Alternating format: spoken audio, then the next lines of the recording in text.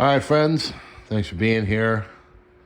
Just want to kind of do a talk just kind of about like our situation and what we're seeing and what everybody else is seeing. So we'll start with this car thing that we have just had ongoing for basically a long time. We're coming up on a year. We've tried to deal with it, and everything we do, it just kind of gets us further in. So basically, about October of last year, we had a Hyundai. It was a 2020, had about 98,000 miles on it, and we noticed that it was just burning through oil. So go and start to add oil and you know, take it in and like, okay, let's do an oil consumption test. And we're like, all right. And they say, yep, everything's fine.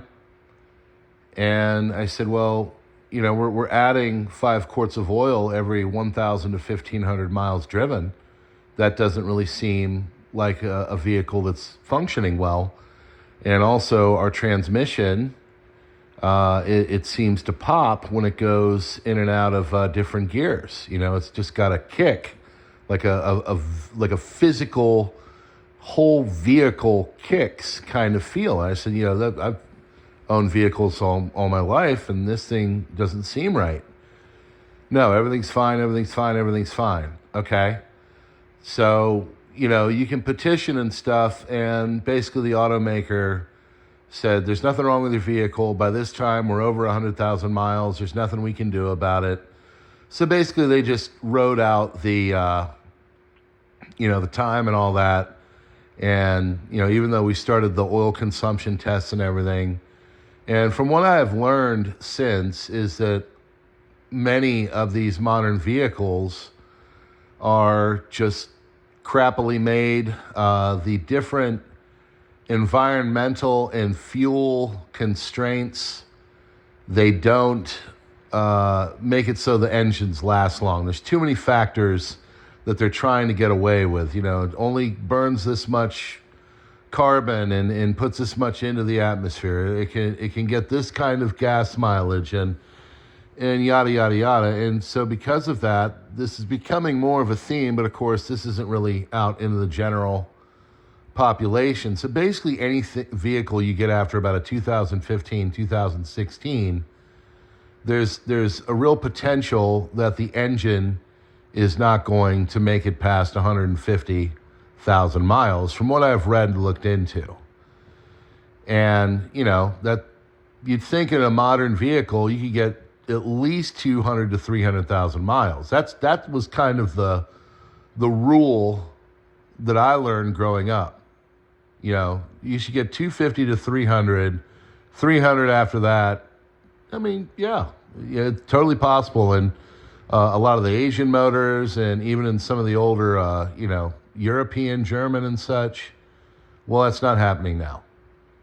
So we decided to get rid of the vehicle. We still owed on it. We took a hit. We said, you know, let's trade this thing in. And, you know, we went and traded it in and got a new vehicle. And this is in about April. And so, you know, we're driving around. I got 3 kids. We're all over the place. And, you know, we need a functional vehicle. I can't be on the side of the road.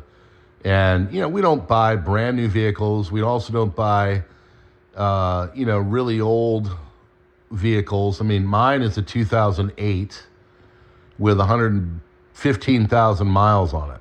So, you know, we take good care of them. We put oil in them when they need to. We give them the maintenance, the brakes, the tires, all of it, because it's, you know, you do that stuff, the vehicle will last.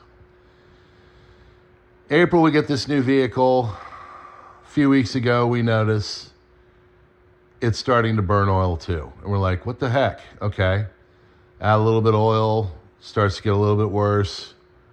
Every 2,000 miles, we're putting in 5 quarts of oil.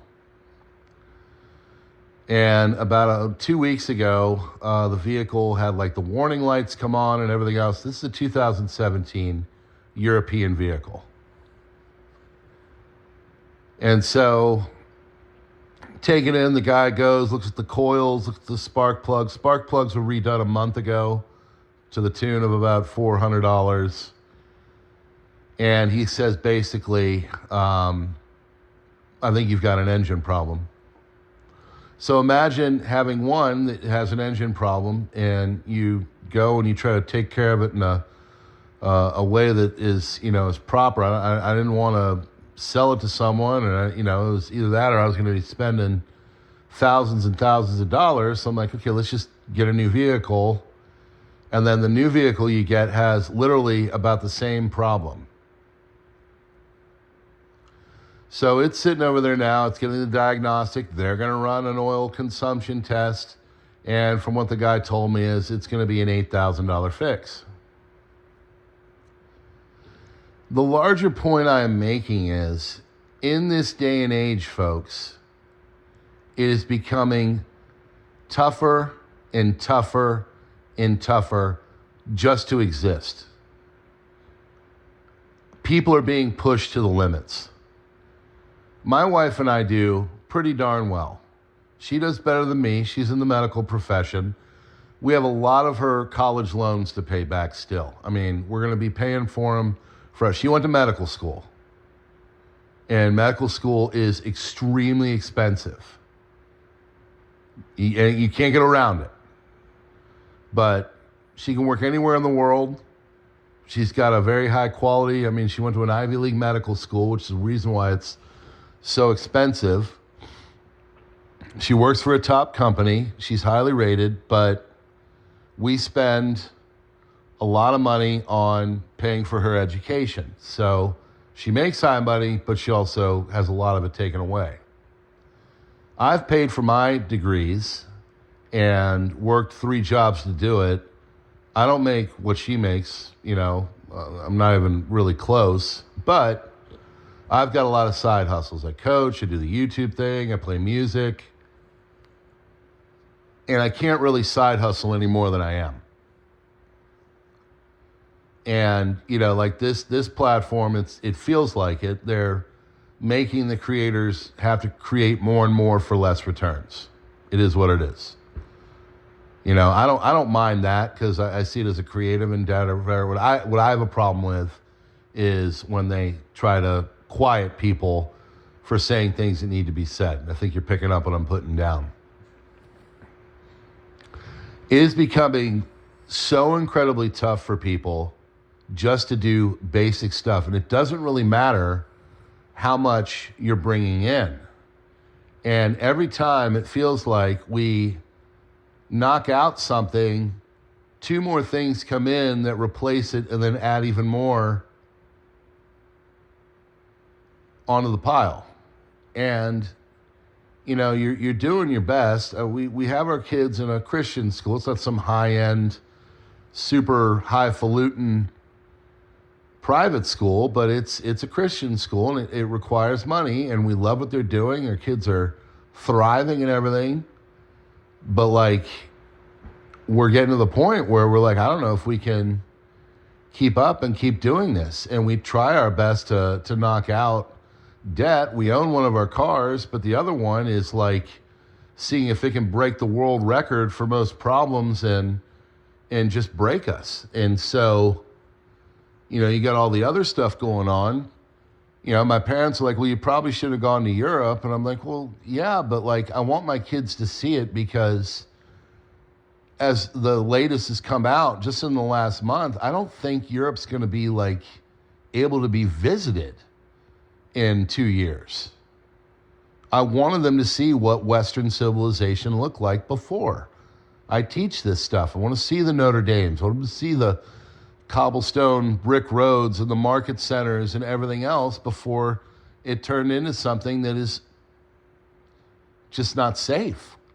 It was kind of that way when we were there.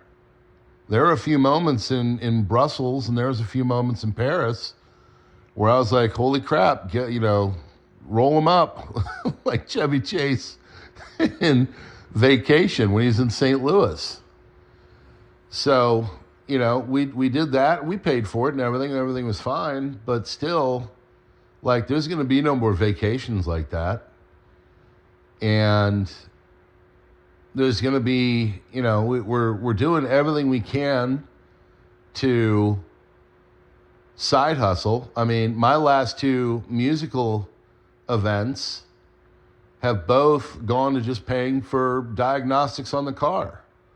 Last one was 180, this one's 200. And this is happening every 2 weeks. And I know that we're not the only one, which is why I'm making this video. I know that there are numerous other people that are having the same things happen. They're having problems. They're medical bills. They're having problems with, unemployment or underemployment or functionally unemployed, all things that, we cover on this channel. And the only solution I've ever come up with is to be a prepper.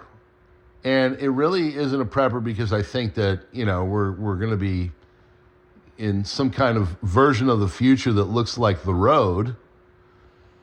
It's because of, I started as a hurricane prepper and little SHTFs and stuff that happen, short emergencies, power goes out, you're in a terrible storm, there's a problem with the water system and you have a boil alert, just stuff like that, things that you have to deal with that are not cataclysmic world ending, but you want to keep the continuity of your family going so they're safe and they feel protected. Like, that's the job I have as a dad. I became a prepper when I became a dad. So that's the goal. But the problem is that, like, the further we get into this version of America, and it's not a left or a right thing, it's not a political thing, it's not a, this party versus that thing. It really has to do with, I think, everybody in the higher echelons doing everything they can to promote this system to extract as much wealth from everybody under a certain level. And if you look at statistics, what's going on with all that, that is happening. I mean, you were talking about 2020, 15% of all the wealth is held by a certain group of people. And then now it's like 25%. Where's that going to be in 10 years? Is it going to be 40%? I know that I'm super political sometimes, and I know that's a fault. And I am trying to evolve, and I do kind of see the issues from all sides now. And it really is becoming to a point where people are starting to physically break. Now, I'm not saying that we are physically, breaking. We're doing pretty much okay, really, all things considered. The problem with us is that every time we see a breakthrough of daylight, another $5,000 to $8,000 problem happens. We had a $1,000 dog thing. We had the car issue. We had to replace our pump on our house. That was $3,000. Like, it's just, everything is so expensive now that it's really tough to just make it. And it's not even so much the cost, it's the frequency. I can handle a multiple $1,000 thing once a year. I can't handle it every 2 months. And that's kind of where things seem to be going, is that everything that's going on, everything just seems to be breaking down. I can't even get like good customer service or just basic like ability from people anymore. It seems like most people can't even like the services. You go in, let me give you an example. We left the car. We set this up. Said, okay, hey, we got a problem. Let's leave it. Okay, cool. Go in. We leave it overnight because we're busy. Drop the car off, put the keys in the little Dropbox thing and fill out the sheet and leave it where they tell us to leave it. Yesterday, it's like end of the day, and we're like, where is all this? What's going on? Why haven't we gotten a call? we call them up and they're like, oh, well, you haven't dropped off the car. We're like, what are you talking about? The car is sitting there. It's been there for the last 36 hours. And then instead of going, this is a car. We're not talking about like a sheet of paper. And instead of going, okay, sorry about that. Yeah, we found it. We're good. It's like this big rigmarole to try to not claim responsibility. So I just feel like everything's breaking down. And I had to come and talk about it. So hopefully you are not feeling what we are, but I feel a lot of you are. So we'll just leave it at that. I appreciate you being here. I appreciate being able to talk here and the cathartic nature of things. And thanks so much for joining us. So keep doing what you got to do, and good luck. We all need it. God bless.